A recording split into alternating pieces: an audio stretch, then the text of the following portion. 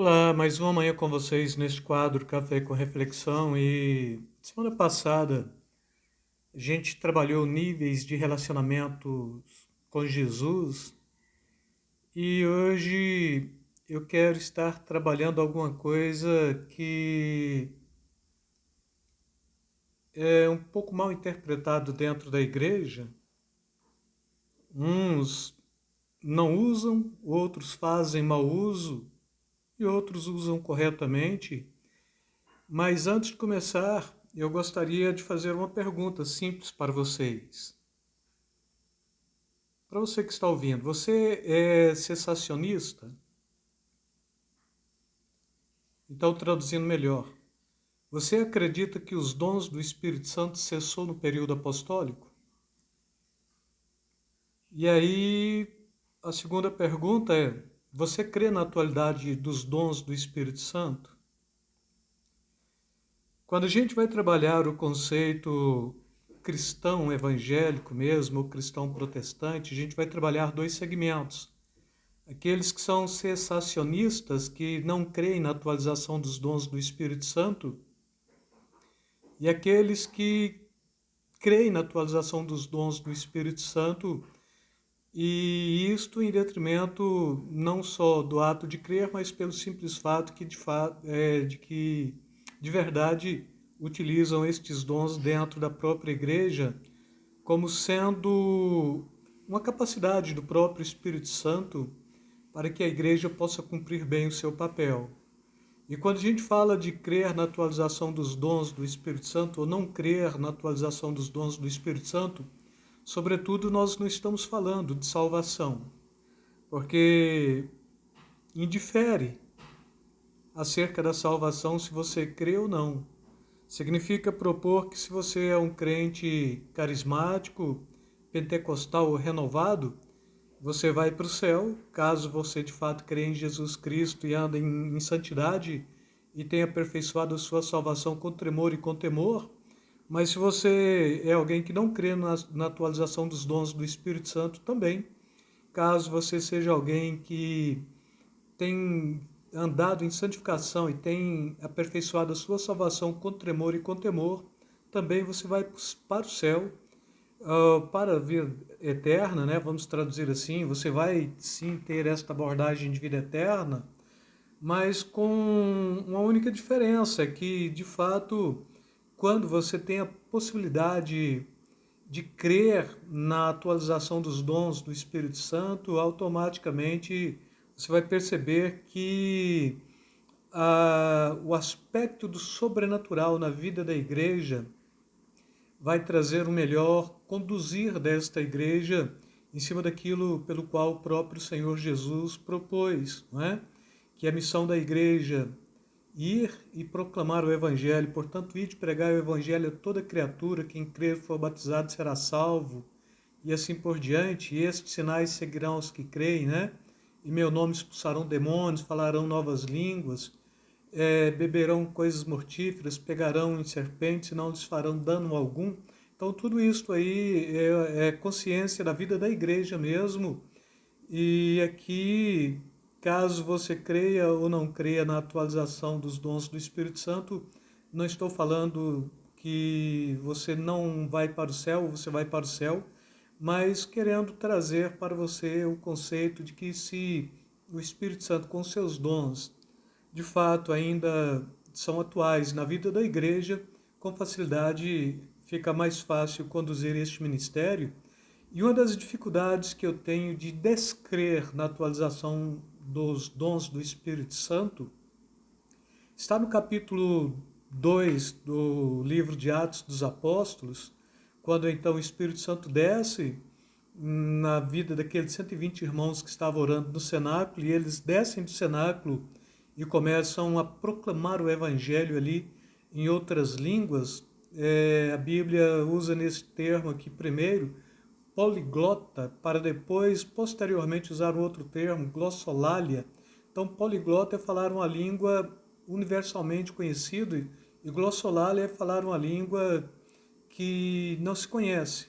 Então, praticamente, o primeiro aspecto da língua estranha ali pelo Espírito Santo foi um aspecto que a gente chama de poliglotismo mesmo, porque tinha pessoas ali de toda parte do mundo, tinha cretenses, tinha árabes, tinha forasteiros romanos, e à medida que aquelas pessoas ouviam os irmãos falarem, ouviam falar nas suas próprias línguas maternas. Então, isto já traz este primeiro aspecto do Espírito Santo, não é?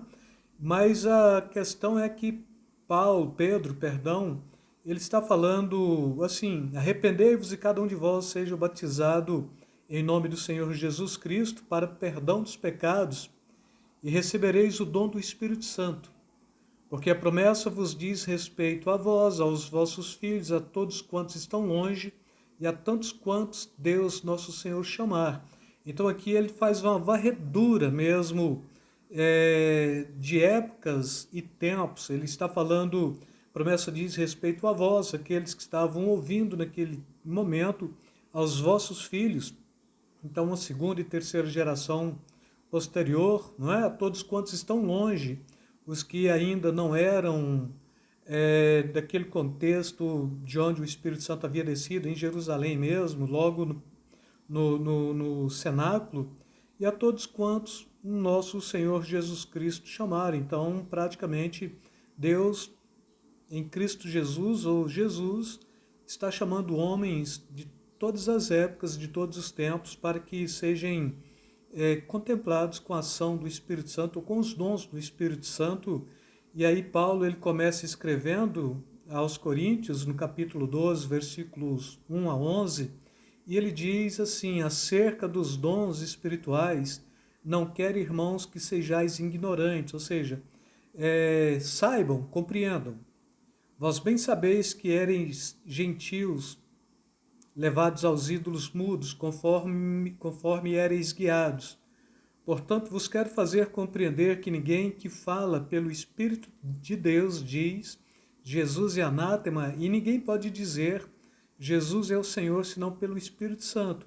Então aqui ele está mostrando a capacidade do Espírito de Deus, como sendo Espírito Santo, e do próprio Espírito Santo, trazer esta consciência do reconhecimento do senhorio de Jesus e de que Jesus não é maldição, não é nulo, não é?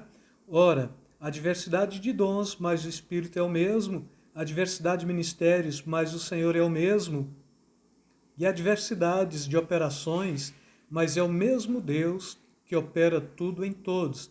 E aqui, nesta parte, ele está trazendo aqui uma sintonia da própria ação da Trindade, ou seja, a harmonia da Trindade, do Pai, do Filho e do Espírito Santo, acerca da ação dos dons mesmo.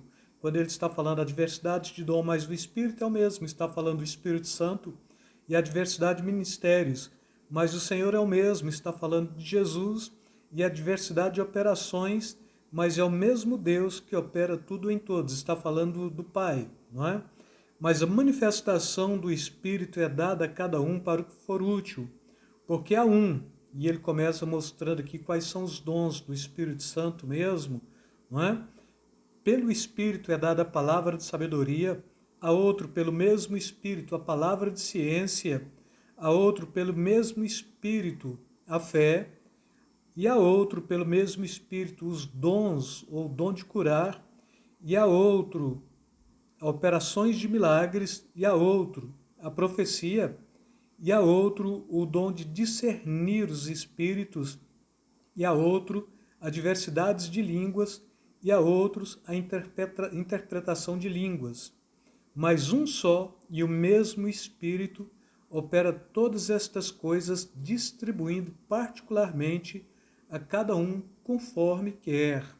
Com isto, irmãos, a gente vai perceber Paulo falando isto para a igreja de Coríntios, que já é uma igreja que vem depois do Atos 2, vem depois do Pentecostes mesmo, não é? Nesse contexto.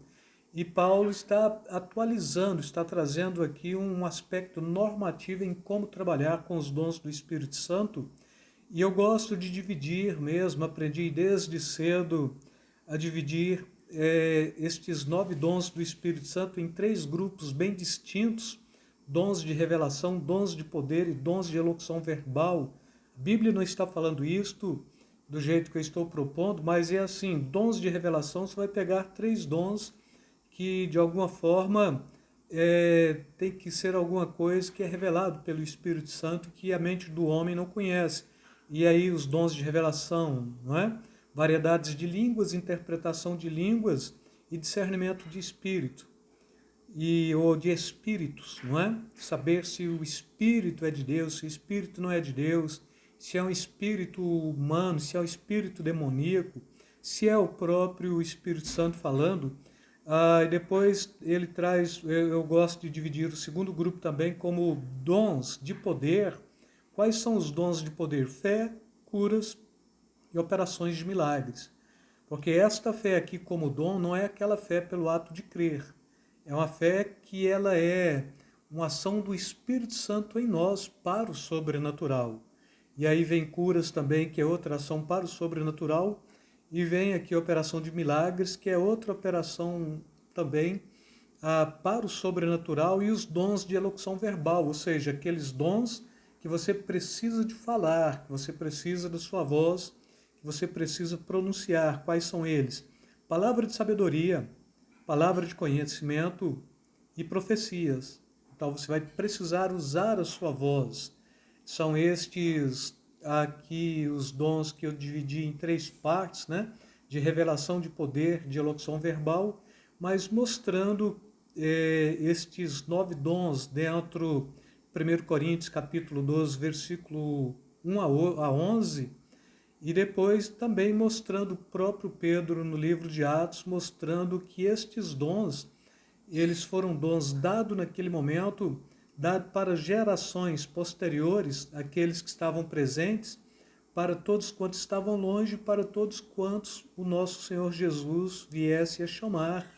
E assim, então, eu não sou cessacionista, ou seja, para mim os dons não cessaram, e ainda eu não quero estar levando mais abrangente, mas aqui está falando de 9 dons, mas quando você pega todo o Novo Testamento, você vai encontrar cerca de 27 dons, sejam eles de Deus Pai, de Deus Filho, de Deus Espírito Santo, seja eles tendo relação com os 3, com Pai, com Filho, com Espírito Santo.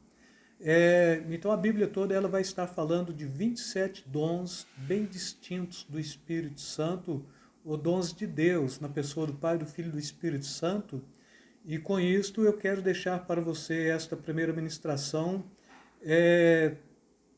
cobrando de você esta pergunta: você é cessacionista ou você crê na atualização dos dons do Espírito Santo?